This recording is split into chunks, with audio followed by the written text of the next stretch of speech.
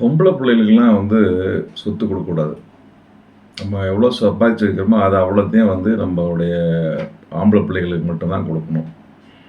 அந்த நமக்கு உள்ள அடுத்த வாரிசுன்றது நம்ம ஆம்பளை பிள்ளைங்க தான். அவங்களுக்கு தான் அந்த சொத்தெல்லாம் கொடுக்கணும் அப்படின்னு கொடுத்துட்டாங்கன்னா நம்ம என்ன பண்ணுறது? இதான் இந்த வீடியோவில் பார்க்க போகிறோம். வணக்கம், நான் உங்கள் ரசியா கலி.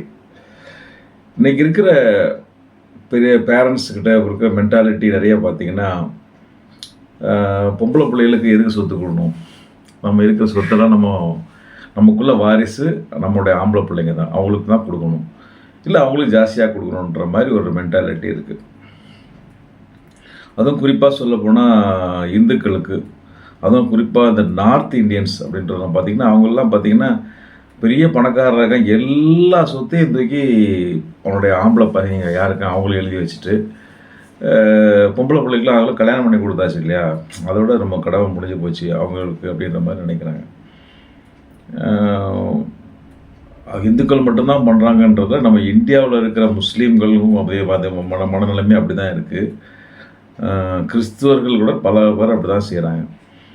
பிள்ளைகளை ஈக்குவலாக நினைக்காம ஆம்பளை பிள்ளைகள்னால் அந்த சொத்தெல்லாம் அவங்க சேர்த்து வைக்கிற சொத்தெல்லாம் ஆம்பளை பிள்ளைகள் தான் பின்னாடி போய் சேரணும், பொம்பளை பிள்ளைகளுக்கு தேவையில்லை அப்படின்னு சொல்லிட்டு செட்டில்மெண்ட் எழுதி வைக்கணும், இல்லை உயில் எழுதி வைக்கணுன்ற மாதிரி வைக்கிறாங்க.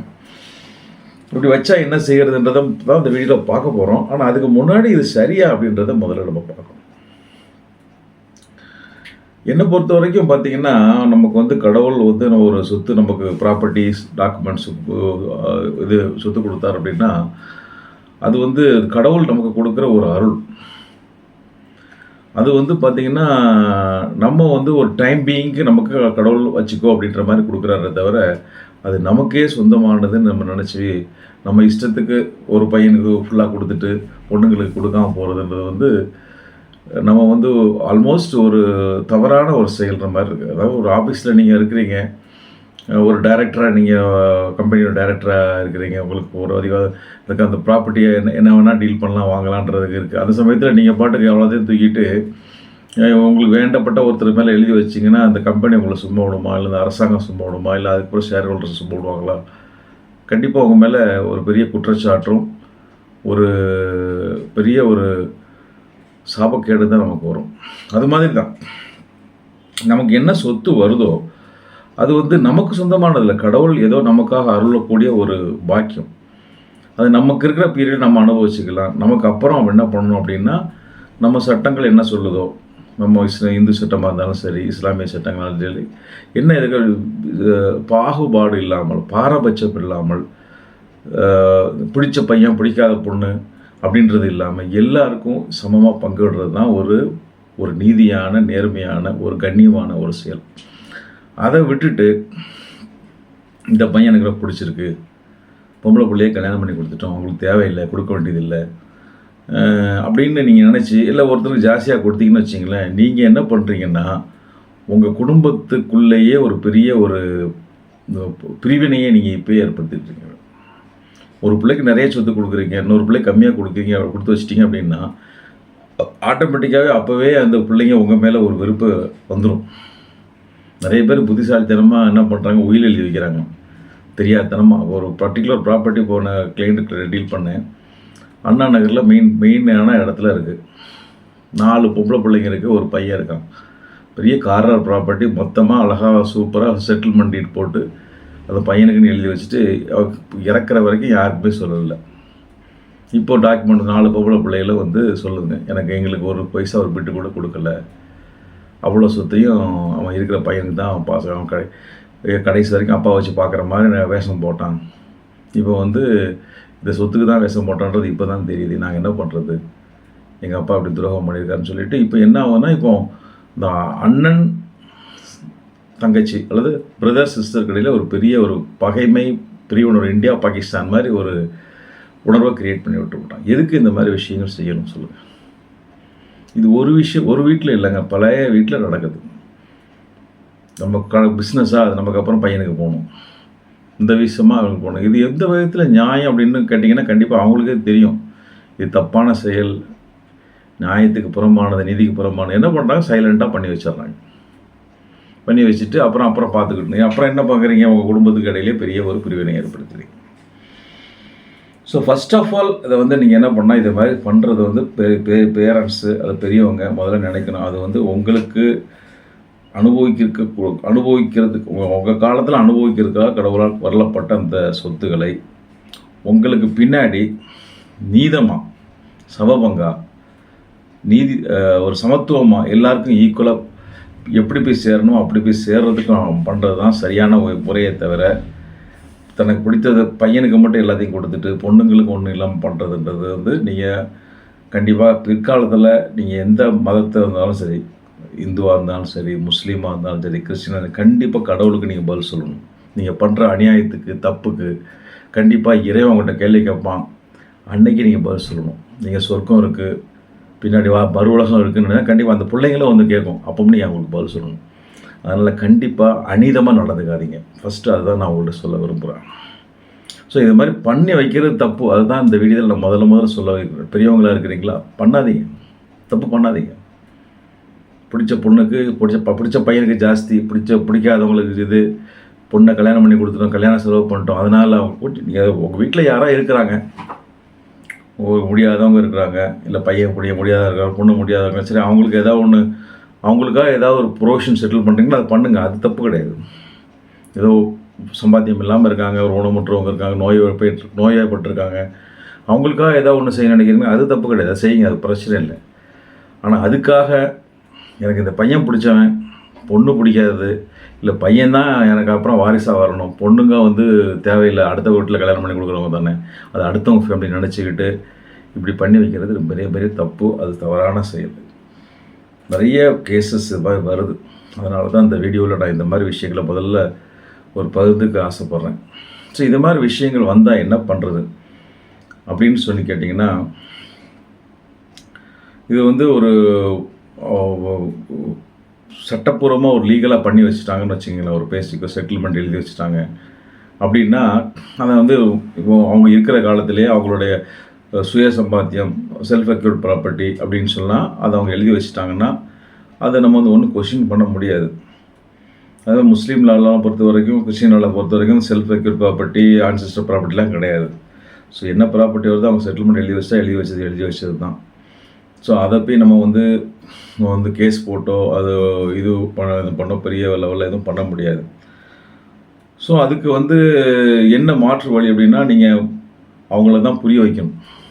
ஒரு பிரதர்ஸ்க்கு ஜாஸ்தி சொத்து கொடுத்துட்டு மற்றவங்களுக்கெல்லாம் ஒன்றும் இல்லாமல் பண்ணிட்டாங்கன்னா, நீங்கள் ஒன்றே பண்ணுங்கன்னா அவங்கக்கிட்ட பெரிய இப்போ ஒரு குடும்பம் அப்படின்றதுனால பெரியவங்களாம் இருந்து பேசி அவங்கள்ட்ட போய் சொல்லி புரிய வச்சு, நீ இப்படி பண்ணுறது தப்புப்பா, 4 பேருக்கு சேர வேண்டிய சோறை ஒரே ஆள் எடுத்து சாப்பிட்டா என்னப்பா அர்த்தம், இது கண்டிப்பாக இன்றைக்கி இல்லை நாளைக்கு சாமிக்கிட்ட நீ பதில் சொல்லியே ஆகணும், கடவுள்கிட்ட எந்த பதில் சொல்லி ஆகணும், கண்டிப்பாக உன் உடம்புல ஒட்டாது அப்படின்னு சொல்லி, நாளைக்கு உனக்கும் சேரணும், உன் பிள்ளைங்களுக்கும் போய் சேரணும், நியாயமாக இருக்காது, எங்களுடைய கொதிப்பு வேதனை உங்களோட சாபம் தான் வந்து சேரும் அப்படின்றத அவனுக்கு புரிய வச்சு, அட்லீஸ்ட் ஒரு என்ன நியாயமாக கிடைக்குதோ அதை போய் ஒரு ஒரு குடும்ப பாங்கான முறையில் பேசி அவங்களுக்குள்ள ஷேரை வாங்கிக்கிறது தான் புத்திசாலித்தனம்.